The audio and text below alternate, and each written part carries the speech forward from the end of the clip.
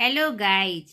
आज के इस पिता पहचान क्लासेस में मैं लेके आई हूँ आपके लिए इम्पोर्टेंट चैप्टर्स में आपके कमिंग एग्जाम के लिए दिगंत भाग 2 क्लास 12 बिहार बोर्ड गद्य खंड में पाठ 7 ओ सदा नीरा, जो जगदीश चंद्र माथुर जी द्वारा लिखित एक निबंध है और यह उनकी पुस्तक बोलते क्षण से संकलित है। तो ये बातें आपको याद रखनी है। यहाँ पर ऑब्जेक्टिव के रूप में ये 3-4 पॉइंट आपके सामने आए। ओ सदा नीरा किनकी रचना है? जगदीश चंद्र माथुर जी की। और यह कौन सी विधा है, निबंध है और कहाँ से संकलित है? जगदीश चंद्र माथुर जी के पुस्तक बोलते क्षण से संकलित है। ठीक है। उसके बाद आपको जगदीश चंद्र माथुर जी के बारे में 2-4 बातें याद रखनी है। मैं बार बार समझाती हूँ, यही आपके ऑब्जेक्टिव्स के पॉइंट्स होते हैं, मुख्य बातें होती है। तो इनका जन्म 16 जुलाई 1917 और निधन 14 मई 1978। जन्म स्थान शाहजहांपुर, उत्तर प्रदेश। ठीक है। इनके विशेषता के रूप में इनकी जो कृतियां हैं वह आपको सरसरी निगाह से देख लेनी है। 1936 में प्रथम एकांकी मेरी बांसुरी का मंचन व सरस्वती में प्रकाशन। ठीक है। 5 एकांकी नाटक भोर का तारा, इसके बाद ओ मेरे सपने, ये जो यहाँ पर दिया हुआ है आप इसको सरसरी निगाह से पढ़ लेंगे, जो आपके पाठ्य पुस्तक में संकलित है। उसके बाद जगदीश चंद्र माथुर जी के बारे में और 1-2 बातें कि वह क्या थे। एक प्रतिभाशाली लेखक, नाटककार, संस्कृति कर्मी एवं प्रशासक थे वो। ठीक है। उनका कार्य क्षेत्र बिहार था और वे साहित्य संस्कृति के संसार में बिहार के ही विशिष्ट प्रतिभा के रूप में जाने जाते हैं। और उनका जो रूप है वह अपेक्षित रूप से सीमित है और छोटा है, मगर वह उनकी जो रचना है बहुत ही महत्वपूर्ण रूप से हमें प्राप्त होती है। और ये उनका परिचय हुआ। और यह जो उनकी रचना है, इनके बारे में एक और बात आती है कि जगदीश चंद्र माथुर ने कुछ ललित व्यक्ति व्यंजक या रम्य निबंध लिखे हैं। ललित निबंध छोटा निबंध, व्यक्ति व्यंजक किसी व्यक्ति विशेष के रूप में, और रम्य निबंध होता है भाव से संबंधित, किसी विषय वस्तु पर उसका जो भावात्मक रूप होता है उसके बारे में जो निबंध लिखे जाते हैं उसे रम्य निबंध कहा जाता है। ये निबंध व्यक्ति, भाव और वस्तु प्रधान होते हैं, जैसे मैंने अभी बताया आपको। इनमें से एक निबंध उनकी पुस्तक बोलते क्षण, जो यहाँ प्रस्तुत है आपके पाठ्य पुस्तक में, ओ सदा नीरा से संकलित है। और यह जो निबंध है सदा नीरा का क्या तात्पर्य होता है? हमेशा पानी से भरी हुई, नीर से भरी हुई।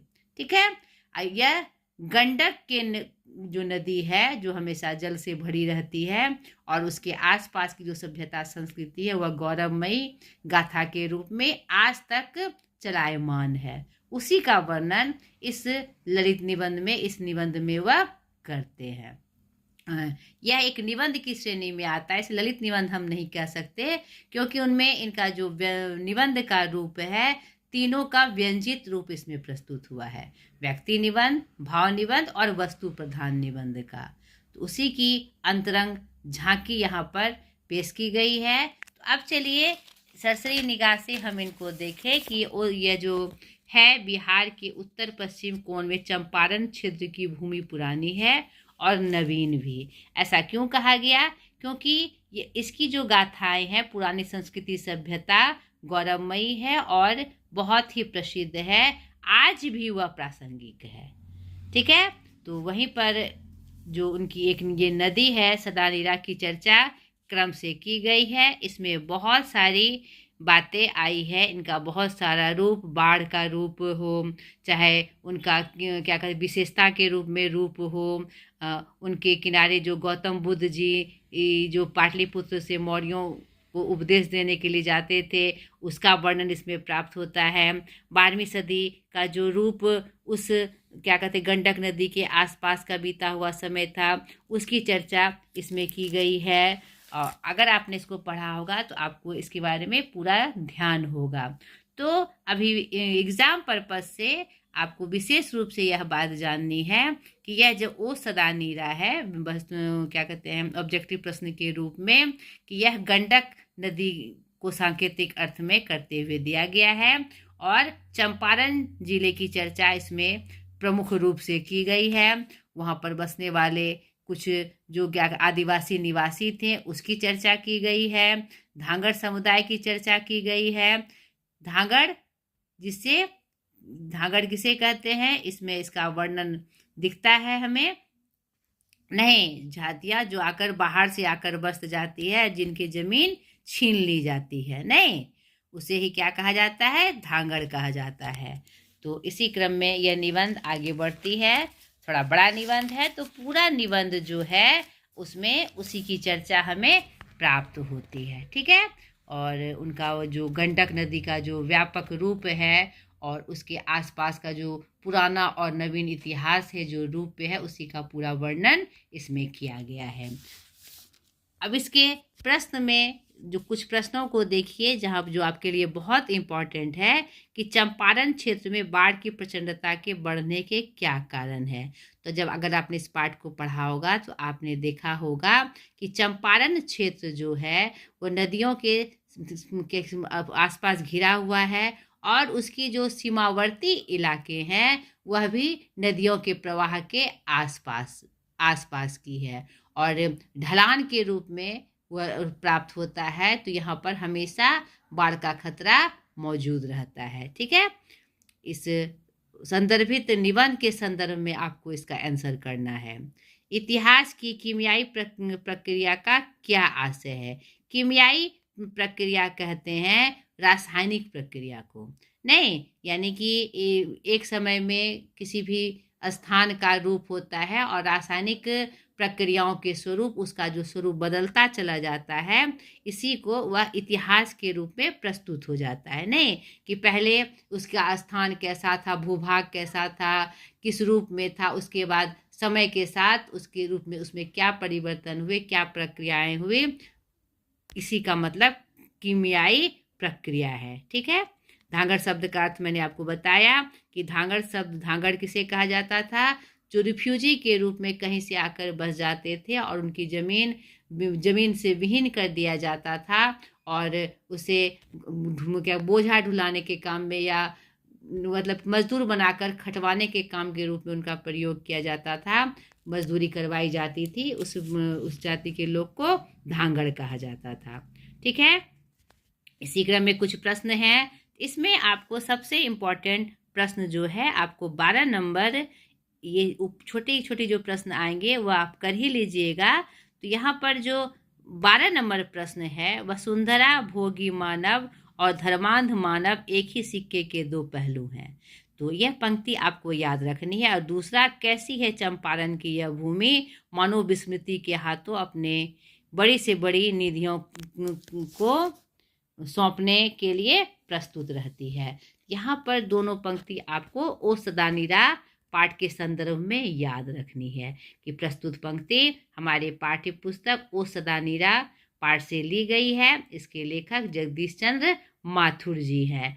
तो अपने निबंध के चर्चा के क्रम में उन्होंने जो गंडक नदी का वर्णन किया है, वहाँ की सभ्यता संस्कृति का वर्णन किया है, उसी क्रम में यह पंक्ति आई है कि वसुंधरा भोगी मानव और धर्मांध मानव एक ही सिक्के के दो पहलू हैं। अर्थात जिसने क्या धरती पर रहकर भोग विलास किया, हर तरह से सुख को भोगा, और जो धर्म में अंधे रूप में, धर्म के रूप में अंधा हो गया है, अपने धर्म को ही श्रेष्ठ मानता है, दोनों का रूप क्या है, एक ही है।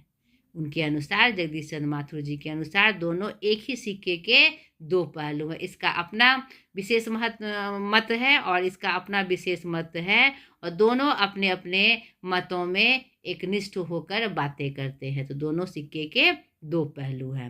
और दूसरा जो है, ये इसमें भी आपको सेम बात करनी है। प्रस्तुत पंक्ति हमारे पाठ्य पुस्तक सदा नीरा निबंध से ली गई है, जिसके लेखक जगदीश चंद्र माथुर जी हैं। उन्होंने इस निबंध में गंडक नदी, जो हमेशा जल से भरी रहती है, उसकी सभ्यता संस्कृति और उसके पुराने और नवीन इतिहास को संदर्भित क्रम में यह बात आई है, यह पंक्ति आई है कि जिसमें चंपारण की भूमि की विशेष चर्चा की गई है कि ये कैसी है चंपारण की भूमि, मानो विस्मृति के हाथों अपनी बड़ी से बड़ी निधियों के स्रोत लिए सौंपने के लिए प्रस्तुत रहती है। यहाँ पर उसके जो विकास यात्रा है और उसकी जो सहभागिता है हमारे इतिहास में, उसका वर्णन इस पंक्ति के माध्यम से किया गया है। यह जो चंपारण की भूमि है वह विस्मृति यानी जो मतलब विस्मृत हो गई है और अपने बड़े बड़े निधियों को सौंपने के लिए हमेशा प्रस्तुत रहती है। मैयर की जो खत्म हो गई है, जिसे हम भूल चुके हैं, उन यादों को भी सहेज कर वह रखी हुई है, उसे आने वाली पीढ़ी के लिए, आने वाले समय को देने के लिए, प्रस्तुत करने के लिए वह हमेशा प्रस्तुत होती है, खड़ी रहती है। ठीक है, तो ये प्रश्न आपके लिए बहुत इम्पोर्टेंट है और अगर आपने इसे पढ़ा नहीं है तो सरसरी निगाह से इसी जो प्रश्न से संदर्भित बातें हैं उसको आपको पढ़ लेना है। अंग्रेज निलहे किसानों पर क्या अत्याचार करते थे, नहीं गंगा पर पुल बनाने में अंग्रेजों ने क्यों दिलचस्पी नहीं ली, इस निबंध में ये सब पॉइंट्स आते हैं, तो इसको सरसरी निगाह से आपको देख लेना है। तो ये आपका पूरी तरह से समाप्त हो जाएगा। तो चलिए, बहुत ढेर सारी शुभकामनाओं के साथ फिर अगले वीडियो में एक नए इम्पोर्टेंट चैप्टर के साथ मैं हाजिर हो जाऊंगी।